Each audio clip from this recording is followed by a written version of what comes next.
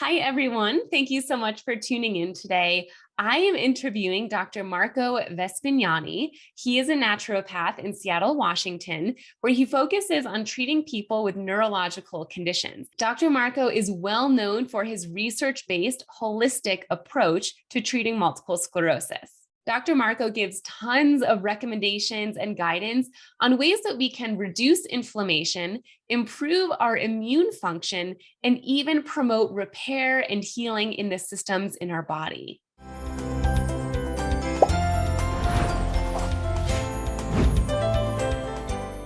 Dr. Marco, thank you so much for being here with us today. Pleasure to be here. Thank you so much for having me. I'm excited for our talk today.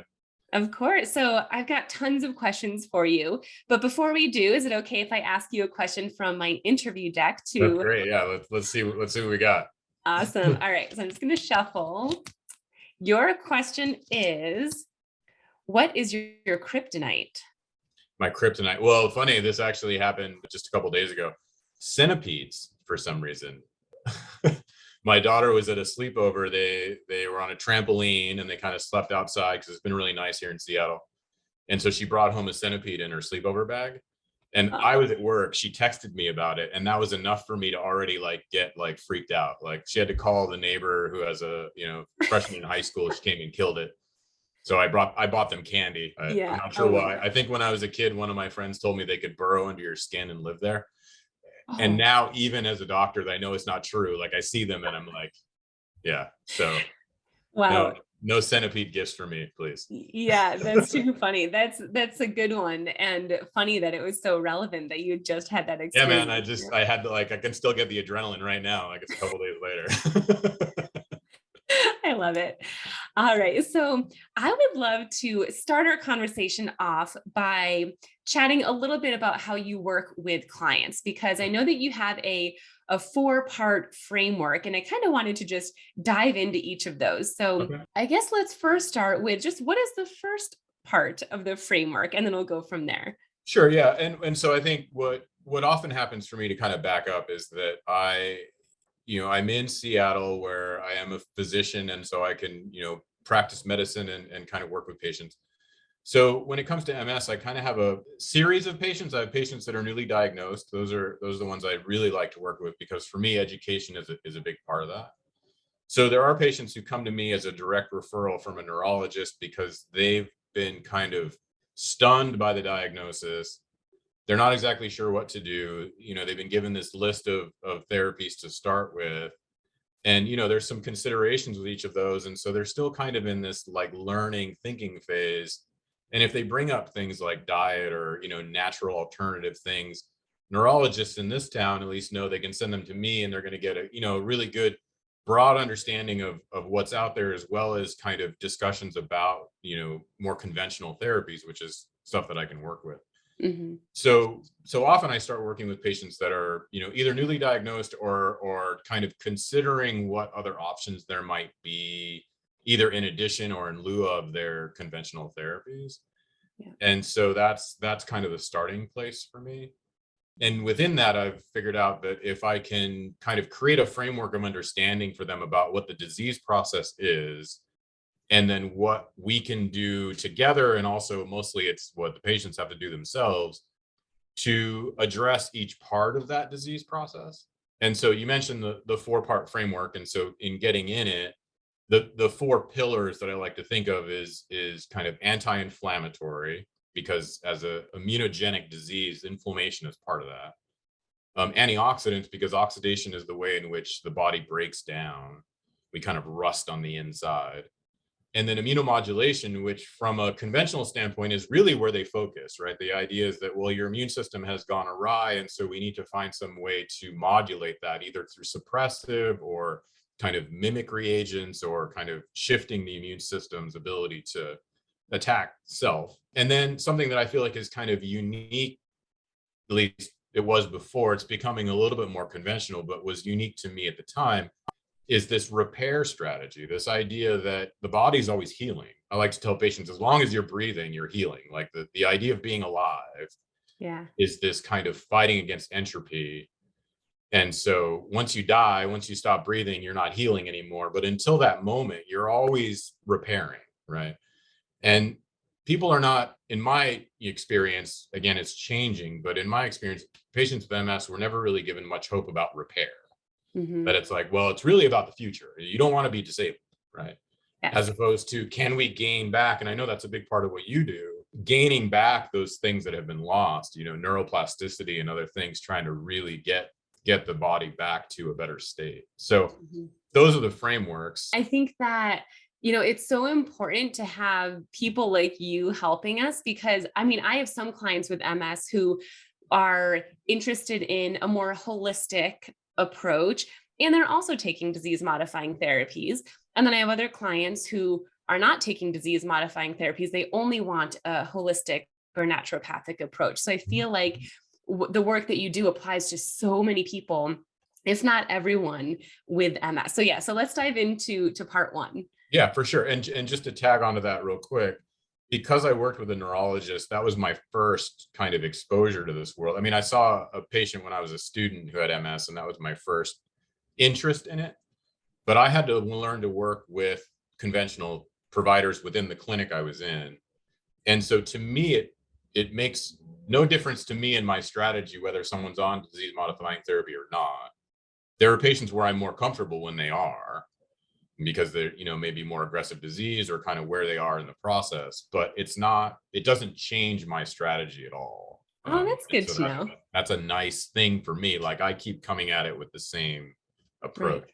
So diving into the first one, anti-inflammatory. And so, the idea that there is this kind of inflammatory event that's going on that's mediated by the immune system.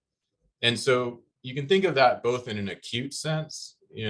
Solumedrol IV is really a very powerful anti-inflammatory. It's enough steroid to kind of soak into the nervous system, which is the most protected part of the body. And so it's a conventional approach to use an anti-inflammatory. But I think of it more as an everyday, that someone's kind of dealing with inflammation on an ongoing basis. And there may be a point where the bear is poked beyond, and then they get a bite, right? And so the idea is, what can you do each day to kind of, not poke the bear, kind of keep things at a more steady rate of inflammation, or just, lower. And so dietary approaches are big for that. We kind of have this, theoretical, but also there's some research around it, looking at, high sugar diets, that the more, glycosylation, the more blood sugar that comes in, the more insulin that's released, that this kind of creates this kind of low level fire in the body.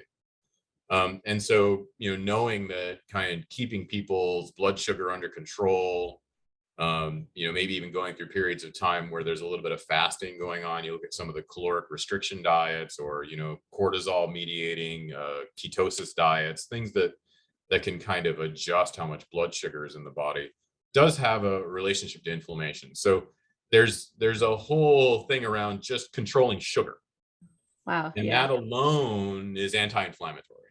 And you're not doing anything outside of just keeping track of what kind of sugars are coming in, added sugars, simple sugars.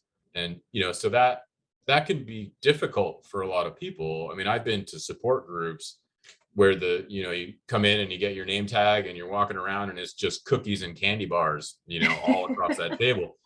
And so as Yes. I start my discussion about, like, hey, here's how we, they're munching down on a Milky Way, and I'm like, oh well, not pointing fingers, but that burst of sugar has to be controlled by the body. That kind of immediate release of sugar sends information out to the body. I mean, sugar, our blood groups, A, B, O, those are sugars that are on the blood cell.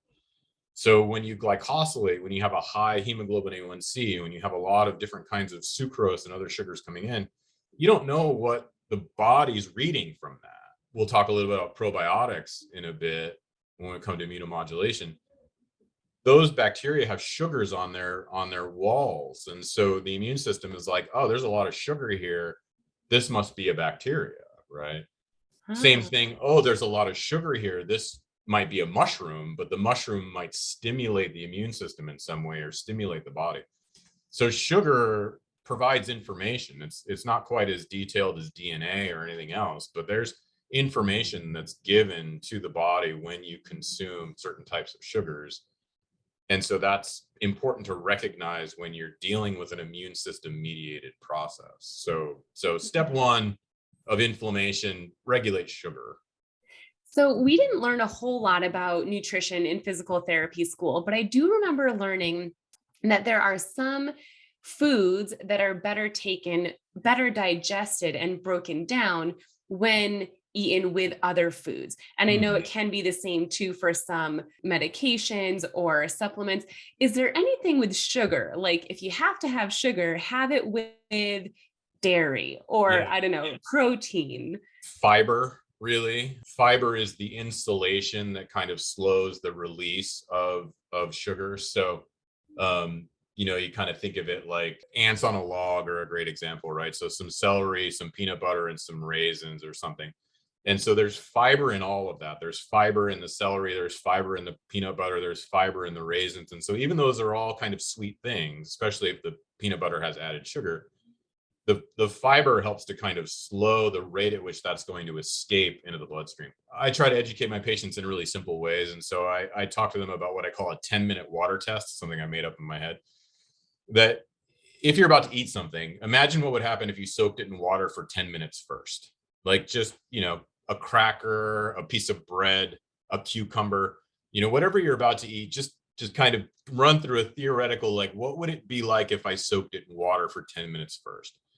And if there's no way you would touch it after it's been in water for 10 minutes, think about what happens when it sits in a bowl of hot acid, Ooh. right? Which is your stomach. So if water can digest something, it's breaking down very quickly. Mhm. So the more food you consume that can be digested by water alone, the more you have to consider how that breaks down in the stomach and how quickly that gets into the bloodstream and then how quickly the body has to deal with that new substance.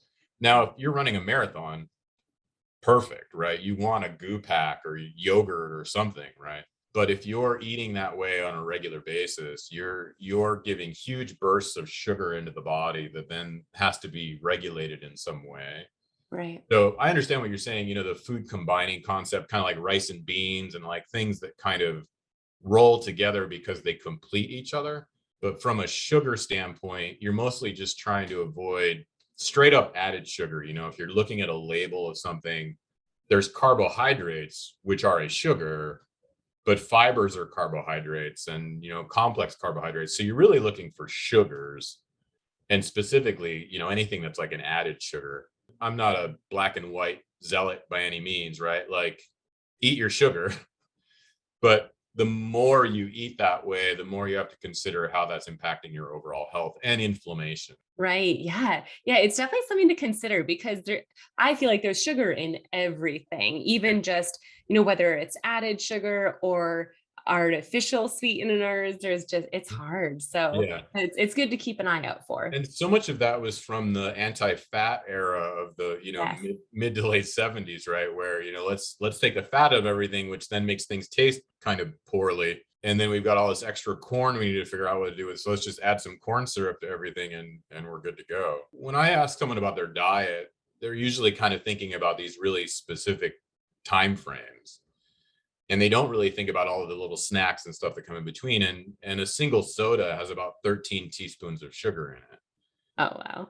Like a teaspoon of sugar is 5 grams. So if you see 65 grams of sugar, that's, so people are like, sometimes I put a scoop of sugar in my coffee in the morning. And I'm like, yeah, okay. If someone's like, sometimes I put 13 scoops of sugar in my coffee in the morning, I'd be like, you have a problem. like Yeah. we, but and people will consume a soda like it's, a rock star or a Red Bull because they have low energy or something. And suddenly they're consumed an incredible amount of added sugar. And fats make a difference, not that fat is perfect, but the kind of fats that someone consumes, more plant fats. I like medium chain triglyceride fats, things like coconut, avocado. Those are saturated fats, which are often considered to be a bad thing in MS. Swank diet, you want to avoid saturated fats. And I think of it more of carbon size, that when you're consuming a coconut fat or an avocado fat, it's 8 or 10 carbons.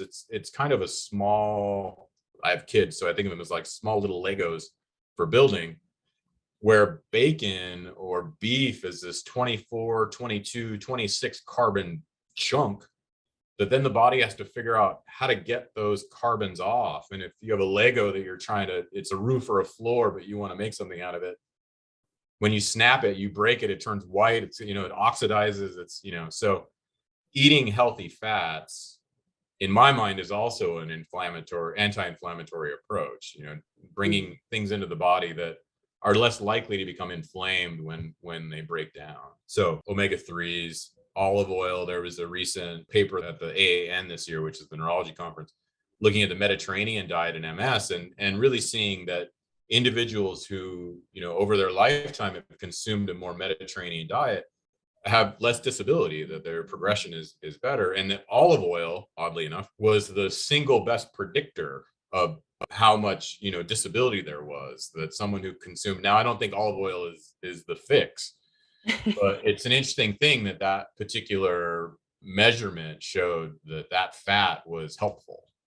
Yeah, I have been reading a lot more lately about olive oil. One Mhm. of my clients actually told me that her doctor just told her to have a tablespoon of olive oil every single morning. If you have a healthy gallbladder, that's probably okay. I mean, I could see that really, that could result for not being able to do much the rest of the day because you're in the Right. bathroom. But Yeah.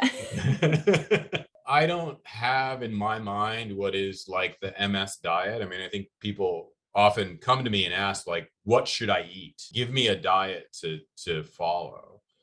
And for me, it's more about like sustainability. What do you think you could eat on a regular basis and not feel like you're restricting yourself? And then more awareness of like what kinds of things are more problematic, right? I often like to work from the negative. If I wanted to make your MS worse, the best thing we could do is have you start smoking, you know, Right. make sure that you gain a lot of weight, as much weight as we can get on you, just pack it on, right? Yeah. Lots and lots of stress. If we can just, make sure that every day feels out of control, that you don't have a locus of control in your life. Drinking's probably not a bad idea if you want to make MS worse, right? Yeah. And really bad sleep. Let's just, and get sick as often as you can, right? Yeah. That all of those things are known to worsen the disease process. So if we can flip it around, try to keep weight stable, make sure sleep is good, a lifestyle where you feel like you have some control. There's things that you have a locus of control in your life. You feel like you have community. Loneliness is a predictor of progression. Mhm. So having a community, these things, so it's easier for me to be like, don't do these things Yeah. than do all of this, right? I like that. Even just hearing all those negatives, I feel like my heart started racing and I felt a little anxious. Totally right. But I've had patients who have that lifestyle, right? That, Yeah. that they come to me with all of those problems. And so we have to kind of begin to think about tackling them. Smoking cessation is a really difficult thing, especially when you're under stress. So those become, huge obstacles that we have to kind of work through. Pillar number 2. Antioxidants. And so again, always starting from the diet place. Same thing with the idea of thinking about a 10-minute water test. I have people think about colors. When you look at your plate, how many colors do you see? And Skittles don't count, right? But the reds, the yellows, the greens, the purples, all those different shades of color that we see with our eyes, those are chemicals. They're positive chemicals, but they're chemicals that change function in the body. And so white and brown tend to be a lot of starches. Maybe something like cauliflower might be a white food that actually has more benefit to it than just the starch. But French fries, bread, pasta, tortillas, these are not very exciting in terms of their biological effects as compared to something like, say, broccoli that has all of these antioxidants in it and kind of stimulates a lot of protection in the body. So with younger patients, I'm always trying to get them some kind of reward. If you eat all your colors, your parents will let you use the Xbox or something. But with my older patients, my adult patients, it's really just about trying to get them to be willing to shop for those things, because you have a lot of perishable items, things that may not be the easiest to prepare. So just trying to make shopping simple and making eating a little more fun, but really think about the colors. What kind of colors are you getting in? And in those kind of color frame, there's two things that I have people focus on in terms of individual types of foods. One is all the really dark berries, blueberries, blackberries, cherries, pomegranate, these things that you would be worried would stain your white couch or your white carpet. They have those anthocyanidins. These are very active antioxidants that can get through the blood-brain barrier and are very, supportive to brain tissue. And then the brassica family. So that's going to be your, cruciferous, your broccoli, cauliflower, Brussels sprouts, cabbage, kale. Those have additional molecules in them that actually stimulate your body's own defense mechanisms. And so you begin making more antioxidants as a result of eating those things. Interesting. So those two are kind of important pieces of the larger, like eat a lot of colors, carrots and bell peppers and those kinds of things, but making sure that you're getting the brassica family. And if you look at the Wall protocol, Terry Wall's protocol is very much about like a single focus on brassicas, a single focus on green leafies, and then these brightly colored vegetables. So her 9 cups of fruits and vegetables kind of hits that framework of making sure that you're hitting those pieces. Again, an interesting study that was, done more conventionally was looking at kind of longitudinal and what people are eating. And I was blown away by this when the physician who was kind of doing this journal club said this. I thought maybe I misheard, but it's in there that by increasing your intake of vegetables by 1 cup, you can reduce your relapse rate by 50%. Whoa. I'm like, I want to see the data, but it's got to be there, right? Yeah. But that's easy to do, right? Right. One serving, 1 cup of vegetables a day. If that's all it takes to reduce by 50%, that's hugely significant, right? Yeah, that's crazy. So in addition to the antioxidants that arrive naturally from foods, there are also things that you can take that are antioxidants. So alpha lipoic acid is a supplement substance that's being studied right now in progressive MS to see if it slows that down. Glutathione, which is an antioxidant made by the body, but can also be taken, externally, very strong antioxidant. Vitamin C, the beta carotenes, these things can be added in addition to a diet to try to support this antioxidant pathway. And oxidation is, thought to be the main mechanism by which, damage occurs to the myelin, and ultimately the axonal death and kind of breakdown of these oxidative forces. So if you can have a lot of antioxidants on board, you can protect against that internal rusting a little better. Gotcha. Yeah, I've had a lot of clients recently asking about lipoic Yeah. acid. Yeah. Okay, so I didn't realize that. So that the main benefit from that is the antioxidants? Yeah, it's thought to be. So ALA is also part of an energy compound called coenzyme A that's in the cells, and so it's useful for energy, but it's kind of thought to be protective in diabetic neuropathy, and it can move through the blood-brain barrier. In the beginning of my use of it, when I first, started treating patients, anytime there was an active lesion that gadolinium had seeped through, I'd be like, well, you need some ALA in there to try to seal up that hole, right? Now, whether or not that's actually doing it, I don't know, but, MRIs get better. And so, you are like, well, it must be the ALA. Right. They are studying it now, when I say the collective they. So there's, Swedish, which is one of the neuro institutes here in Seattle, is doing a study on 1,200 milligrams of alpha lipoic acid for, patients with, more progressive disease. So EDSS of 6 and greater. So, that's different studies in different locations are going on. So I'm excited to see the research.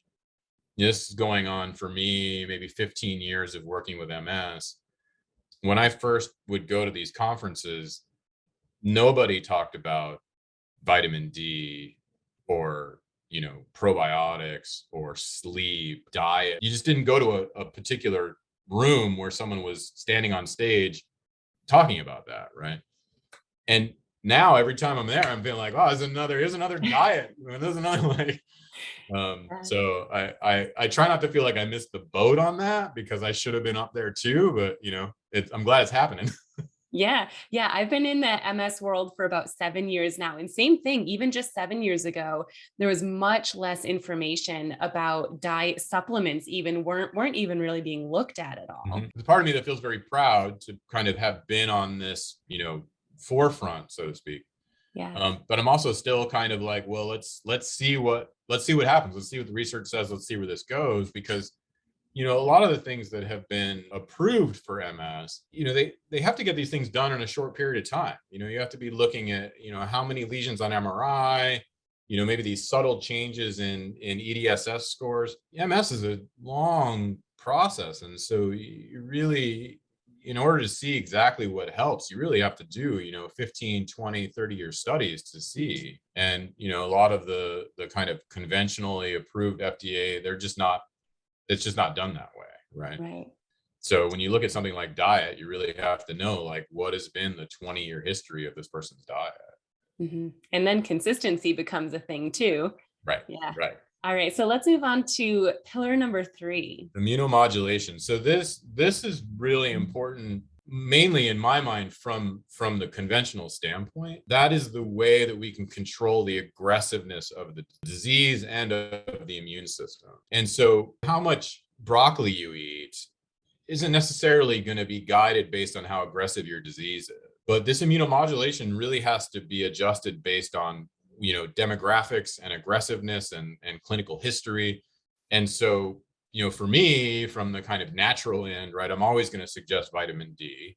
Vitamin D is more than a vitamin, it's a hormone. And that hormone is what helps teach cells who they are. I think of it as like graduate school for the cells, right? They're kind of like, well, I'm all grown up, but who am I really? And so, the white blood cells get to learn how to fight and how, whether they're Th1 or Th2s and how will they do that. And so this final differentiation of cells, even skin cells and everything else, really comes down to a little bit of vitamin D level. And so if somebody is chronically deficient, they might have a chronic onset of immune cells that are just not as smart as they should be, and maybe a little more reactive. Maybe they're just a little more explosive, and so that can adjust disease in terms of the long term. And so I try to think of it as like, well, if we have enough vitamin D in place, then at least everyone's getting the education they need, right? Right. And then what happens. And then probiotics, we kind of think, at least I used to think of my immune system as like in my blood, right? I'd draw blood and look at my white blood cells.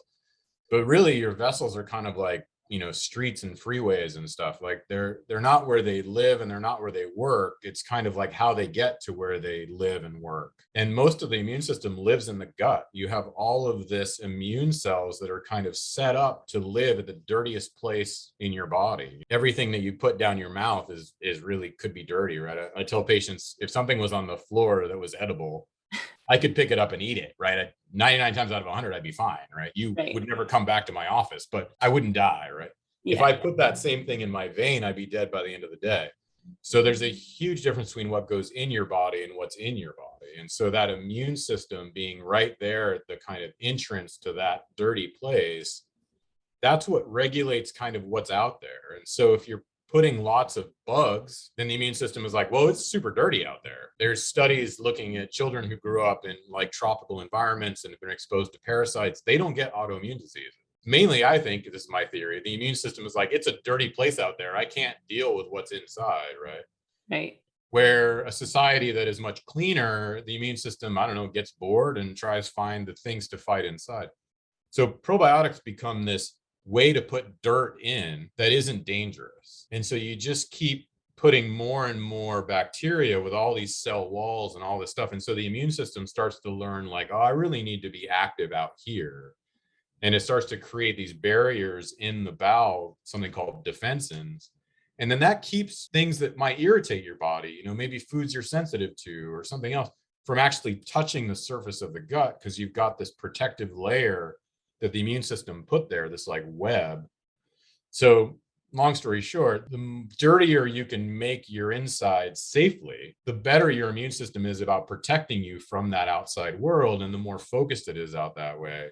And so there's kind of less of this impetus to attack self. And so vitamin D and probiotics become this kind of long-term immunomodulatory strategy, but that has to be adjusted for someone who is in an aggressive disease course. And so that person may need to consider something like a CD19 depleter like Orcrevus, or a T cell depleter like Tysabri, something that's going to really shut down the immune system for a period of time and then kind of try and build back up. So that immunomodulation to me is the most kind of adjustable part of the disease therapeutics, and really has to be kind of person to person.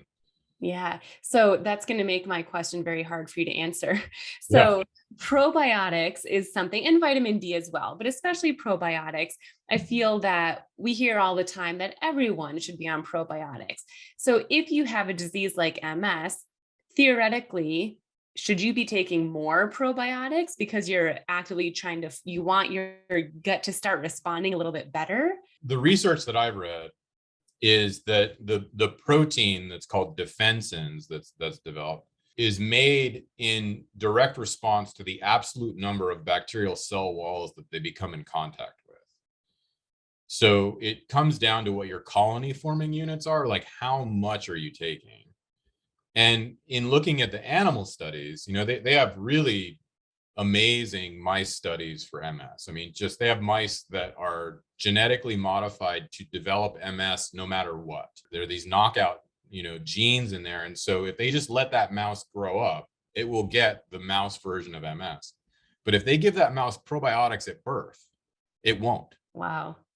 And this is something that's known, but it's this idea that a kind of a naked gut that has no bacteria in it is a problem, right? And so that needs to be kind of addressed for an organism. Point being, in those same types of studies, they kind of rolled it out to the human equivalent of, if you're taking a probiotic that has at least 3 or more bacterial strains, and it doesn't really matter which they are. They use these kind of lactobacillus, rhamnosus, some of these others, plantarum, casei, these different types of species, that as long as there's 3 or more, and as long as there's 10 billion colony forming units, that's supposed to kind of achieve that therapeutic threshold. For me, I have patients that I'm like, well, as long as you're taking 10 billion CFU a day and you're getting at least 3 or more Latin names on the bottle, that's seemingly enough, right? I have patients who have neurologists that are much more, to the letter in terms of the type of research. And so there's a product that's called orthobiotic that I like because it has 20 billion and it has the strains that were used in the animal studies. And so I can say, well, here's something that has 20 billion and it's got these strains, and I'm not stepping outside of any study guidelines. This is what's there. Patients who are very immunosuppressed, you may need to consider something different in terms of what they can take, and making sure that, their immunologist knows, or a patient who might have MS and, organ transplants, or, there might be, people who are much more suppressed than someone else. And so, just knowing it's a good product and that, someone's put their stamp on it is important. Yeah, and that's really helpful. If someone listening is never looked into probiotics before, if you just Google probiotics or put it in Amazon, you're going to find like a million different options out there. So it is helpful hearing that at least the 10,000, or no, 10 billion, 10 because there billion. are some, I've seen some for 50 billion, Oh, yeah. and Yeah. the list is so long with all the different Latin words on there. So that is helpful. Yeah. And as far as I know, that there might be some additional benefit to more, especially for someone who has more GI issues. But in terms of kind of stimulating that defense and response, and kind of making sure the immune system is active in the gut, that 10 billion three strains is kind of what they've settled on. All right. So here we go. Fourth pillar. Repair. This is where all the goods are, right? Yeah. So the main piece that I think about for this is methylation. That methylation is a normal mechanism in the body. A methyl group is a carbon with 3 hydrogens. And I think of it as like a little hat. If you think of the carbon and then these little, it's almost like a little cowboy hat. And Yeah. so that carbon can kind of sit on a lot of different things. And so it can sit on DNA, and that might turn the DNA on or off. It can add to a group that's in the liver and make that thing active, or suddenly inactivate it and make it safe. Methylation is how the liver can break things down. When you're making new neurotransmitters, when you're kind of shifting through things in the brain, methylation is a big process. So making sure that you have enough methyl donors So that's your B12, folate, and B6, to me is a big part of helping to make sure the body has what it needs. There's this kind of funny thought with vitamins, right? That they're cofactors.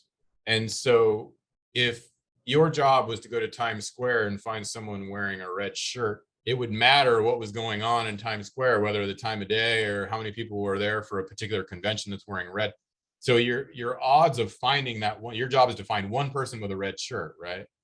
Your odds go up if there's a lot of people in Times Square and if there's a lot more red shirts around.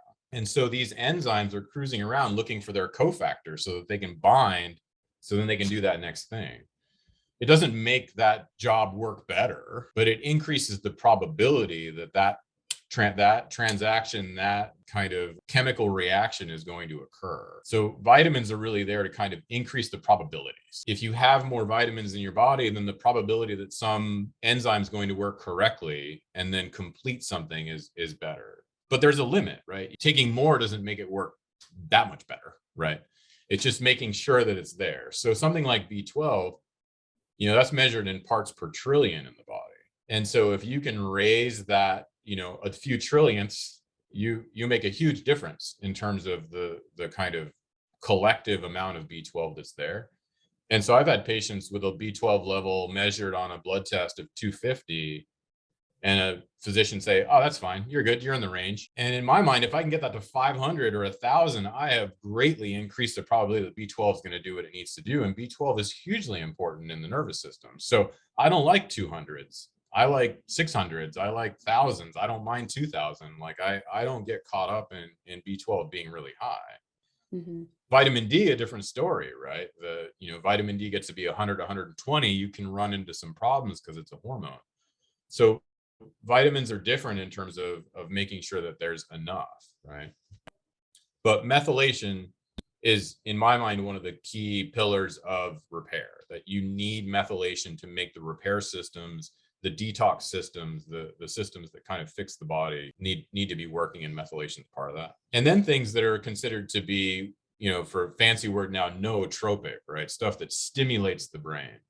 Mm-hmm. And there's all kinds of new suggestions there all the time, right? I like something called CDP choline because it's approved therapy in the EU for mild cognitive impairment, and it's been shown to kind of increase acetylcholine and help with processing and some of the things that people with MS cog-fog deal with. So that's something that maybe repairing tissue on the surface, but ultimately is also making the brain work a little bit better. I'm excited about lion's mane. I haven't seen, any solid research, but there's certainly a lot of inkling that it's the right thing. Looking at people who were on lithium carbonate for schizophrenia and bipolar, you can see that that's actually slowed brain atrophy in those patients. So the idea that lithium, maybe in very low doses, not pharmaceutical, but more, vitamin doses, might help to stimulate, the brain. And brain size in MS is very important. That's one of the straightest correlations of disability. An MS brain that atrophies very quickly is an individual who progresses into disability much quicker. So keeping the brain plump and healthy is really important. So again, that's sleep, exercise, getting out, meeting people, having conversations, learning new things, stimulating dopamine, those repair the brain. Those are things, the kind of work that you do, right? Getting people to use their brains and bodies in a different way, it puts them in uncomfortable situations. And that's when you grow, right? So Yeah, I love that. And I love that all the things that we're talking about today are ways to improve our inside, because that's really what it boils down to when it comes to managing MS. And of course, there are disease modifying therapies to help with that. And I love that you pointed out that each person is, of course, different, but it's not always that more is better. There are some vitamins where maybe more is better, but others not so much. And I think I run into a lot of clients who, as soon as they hear something might be helpful, they want to take a ton of it because they think it's going to be better. And that's not always the case. Do you have any general guidelines for supplements or dosing, or is that just something where each person is different? Yeah, I mean, each person's different. It's also a little bit tricky, in terms of like, recommending supplements in a venue like this where I don't have kind of access to the patient and, what state they might be in or country they might be in. So I'm a little bit cautious about saying everyone should take, 2000 IUs of vitamin D or something, which is lower than I would suggest normally. But, the kind of making specific recommendations. But yeah, I mean, there are things that I tend to like to see on a supplement list, and those are like the B vitamins, the active methyl Bs. So I'm a fan of methylcobalamin, methylfolate, P5P, which is the active form of B6. So I like to see people who have vitamins that are like active B or, methylated Bs, because I feel like that's what we're looking for, is that methylation. The type of vitamin D, D3 is different than D2. So making sure that someone knows kind of what they're taking, sustainable types of fish oils, or even cases where someone's eating, I want to make sure they're eating like a cold water fish that's smaller, like a sardine, versus like tuna, right, which is a bigger fish that's dirtier. So there are things that I tend to recommend. I like to think about the fact that if I give someone a plastic bottle of vitamins, they might take it for a week, a month, maybe a year, maybe longer, right? I have no real control of that. If they think that that's something that's helping them, they might just continue to do that. But I guarantee they're going to eat every day. And I guarantee they're going to sleep every day, right? And I guarantee that they're going to run the risk of getting sick or stress or all these things. And so it's primary to me to help them to understand those environments as the core. Yeah. And then if they want to take some D or some B or some C or some NAC or some glutathione, great. I know that that's now a supplement that I believe in, that I think is also beneficial, but I don't know that any one bottle of anything is going to make the difference. I think So that's really powerful though, because all of these tips and your recommendations seem manageable. It's something that we can control, what we're eating, what we're putting into our bodies. it's hard when you don't feel well. Yeah. And it's hard when it feels like the world is really not set up for you. Right. And I have patients who live in places where, a healthy diet is not an easy thing to achieve, mostly fast food around, or they just don't have a lot of money, or these food deserts that you hear about. And so here in Seattle, where everyone's, organic and hippie, it's not too hard, but there's not a lot of places that are always like this. So it can be really difficult for someone who's dealing with a disability and not feeling well, and maybe not working and doesn't have a lot of disposable income. And so I'm always trying to be conscious of that for patients, of just like, what can we do that you can do that's sustainable for the next 20 years, because that's what we need to be doing. Yeah, accessibility is huge, because if you can't access it, you could have all this information, but you Yeah, can't actually use it. totally. Awesome. Totally. And your education that you just gave us too is part of that. Just having access to you and your thoughts and your expertise is really helpful. It's the mixed blessing of COVID. Yeah. This kind of video format and people getting their information and kind of being more comfortable in these environments has, at least for my patients who have been disabled, they feel like the world has suddenly come to them. And so there's been some small little silver linings on this whole worldwide shutdown we had. Absolutely. And you had said that there's a few holistic, independent things that you're interested in. Yeah. Would you mind sharing those? So there's two things that I love: music and politics, outside of medicine.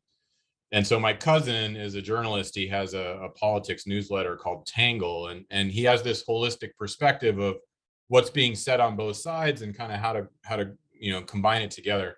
And so it's a quick 8 or 9 minute read. You get a newsletter, four a day if you're free, 5 a day if you pay for the extra one. And he's just a really bright guy who has a really good sense of how to have a holistic view of the political science world and what's happening. So Tangle, readtangle.com is his website there, and podcasts on Spotify and everything. And then here in Seattle, we have a wonderful music station called KEXP. They broadcast around the world. You can live stream all the time, but they do events for medicine all the time. They have mental health and cancer days, and they support all kinds of music, world music and blues, and every DJ has their own little spin on stuff, no pun intended. And I love music. I love all types of music. And so for me, it's great to have a station that just plays everything, and they're independent. I give money to both of these organizations. And so I thought, well, maybe someone else will too. Awesome. Yeah, So thanks for sharing this. KEXP's that. But thank you for the moment to promote those. Yeah. And if someone listening does want to find you, work with you, reach out, is there a website or anywhere that they can go to do that? Yeah, so seattleintegrativemedicine.com. It's kind of a long, link, but it gets you right there. So that's the clinic that I'm in and that we run. And so kind of connecting through that, you'd have to reach out to the desk and kind of set up an appointment and those things. But that's the best way to get a hold of me. Awesome. And I will put that link in the show notes as well. Thank So you. if anyone's listening, you can go there to find it. Dr. Marco, this has been so insightful. I feel like my brain is a sponge. I'm just taking it all in. So thank you I'm glad. so much for your time and your expertise. I really appreciate it. I really enjoyed this. Thank you for your time.